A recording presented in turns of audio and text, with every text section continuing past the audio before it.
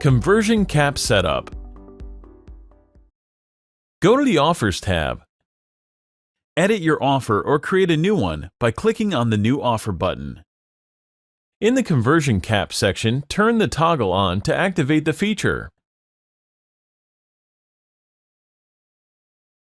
In the Daily Cap field, restrict the number of conversions according to your affiliate's network limits. Next, select your affiliate network's time zone from the Time Zone drop-down menu.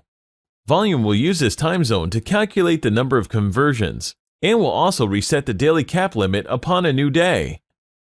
From the Redirect Offer drop-down menu, select the offer to which the traffic should be redirected after the daily conversion limit is exceeded. Click the Save button. Remember to add a conversion cap column in the Offers view.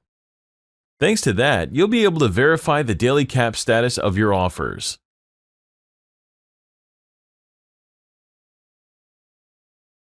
Thank you for watching.